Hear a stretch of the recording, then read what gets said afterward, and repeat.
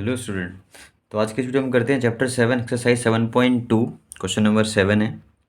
Question number 6 तक हमने इसके पहले वाली वीडियो में कर लिए थे। तो इस क्वेश्चन में हमें क्या करना है, इसमें है फाइंड, जो हमें गिवन है, coordinate of the point A where A B is the diameter of circle whose centre is this and point B is 1,4। तो यहाँ सर्कल की बात कर रहे हैं तो सेंटर इज़ दिस। तो हमें क्या करते हैं, यहाँ पे एक फिगर ड्रॉ कर लेते हैं। ये आपका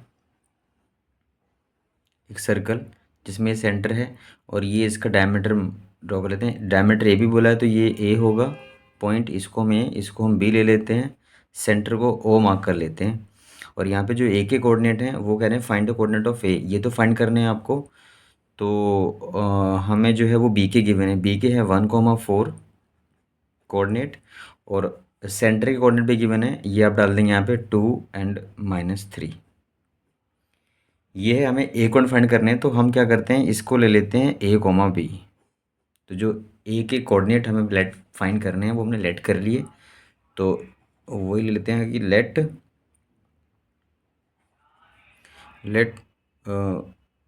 coordinate of point A is A comma B ले लेते हैं आप। तो coordinate of point A is A comma B ले लिया आपने। उसके बाद में हमें क्या करना है, देखो यहाँ पे जैसे कि ये डायमीटर होता है, डायमीटर का जो ये पॉइंट होगा सेंटर, ये होता है इसके मिड में। तो ये मिड पॉइंट हो गया एक तरह से ए बी का। तो आप लिख सकते हैं यहाँ पे कि O is mid point of A B. तो मिड पॉइंट है तो हम यहाँ पे जो सेक्शन फॉर्मूला यूज़ करेंगे उसमें हमें रेशियो 1:1 का कंसिडर कर लेंगे। तो M1 M2 की वैल्यू 1:1 है, वो आप नहीं भी लिखेंगे तो चलेगा। तो आपका मिड पॉइंट है तो डायरेक्ट यूज़ कर सकते हैं।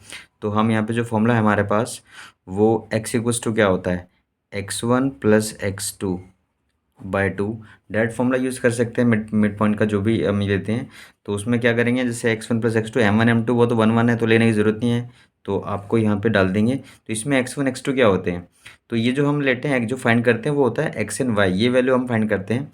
तो x1 x2 ये होते हैं x1 y1 और ये होते हैं x2 y2। तो हम यहाँ पे x के साथ में x को ऐड करना है, तो x यहाँ पे a है, तो a प्लस, और यहाँ पे 1 है तो आपका 1 आ जाएगा x2/2, और x हमें ये गिवन है 2, आपका यहाँ पे 2 डाल देंगे आप यहाँ पे। तो ये आपका आ जाता है इधर 2 से 2 कितना आ गया, आपका 4 हो जाएगा। तो a + 1 जो आपका आएगा वो 4 हो गया, और 1 यहाँ पे आप माइनस कर देंगे तो 3 = a आ गया। तो a की वैल्यू आपकी 3 आ जाती है। अब हम लेते हैं y = जैसे y लिखते हैं सेम इस टाइप से, तो y = आ जाएगा y1 + y2/2, और यहाँ पे y1 आपका जैसे b ले लिया आपने, प्लस y2 इज़ 4 ले लेंगे बाय 2, और y यहाँ पे गिवन है -3। तो ये भी आप इधर माइनस का, ये 6 आ जाएगा मल्टीप्लाई करके, तो b + 4 ये आपका आएगा। और ये भी यहाँ पे आप इधर -6 -4 = b। तो b = कितना आ गया यहाँ पे, तो -4 में बोथ आर नेगेटिव, तो 10 आ जाएगा। तो ये आपका आ गया, b की 10 आ गई। तो जो पॉइंट a है देयरफॉर जो पॉइंट a है आपका, उससे कोऑर्डिनेट फाइंड हो गए। तो पॉइंट a इज़ आपके हो जाएंगे a कॉमा, यानी कि 3, 10। ये भी आपका -10 होगा क्योंकि b आपका हो गया और बोथ आर नेगेटिव, तो साइन लगाना, ये दोनों नेगेटिव हैं तो ये भी नेगेटिव होगा। तो आप डाल देंगे यहाँ पे ये आपका 3, -10। ये आपका इसका कोऑर्डिनेट ए के कोऑर्डिनेट फाइंड हो गए। इसके बाद में ये था क्वेश्चन नंबर 7। मैंने क्वेश्चन नंबर 8 लिखा हुआ है, तो आप देख सकते हैं यहाँ पे। तो ये आप बुक में सेम क्वेश्चन है, आप रीड कर लेना वहाँ से भी, और यहाँ से मैंने लिख दिया है। तो इसमें हमें क्या करना है, if a and b are -2 -2 and 2, -4 respectively. मतलब कह रहे हैं कि हमारे पास यहाँ पे ना एक ए बी होगा लाइन सेगमेंट। तो लाइन ए बी बोला है, यहाँ पे ड्रॉ कर लेते हैं। तो ये आपका लाइन ए बी ले लेते हैं, ये ए और ये बी है।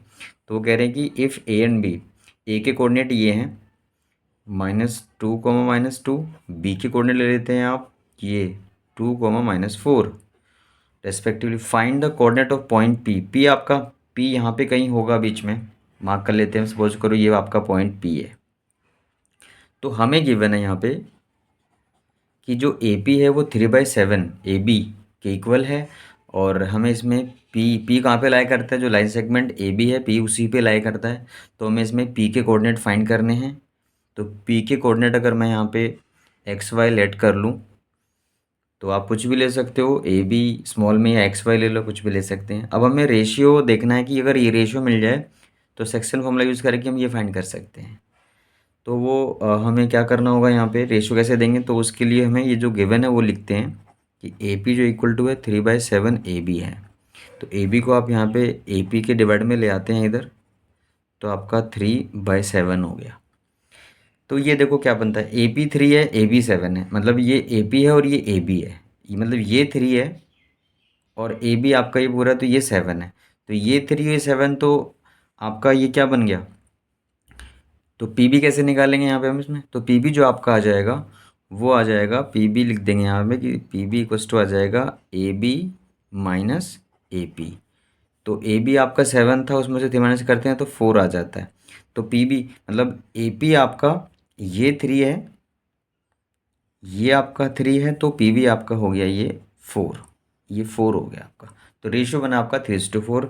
तो आप आगे लिख देंगे कि यूजिंग सेक्शन फॉर्मूला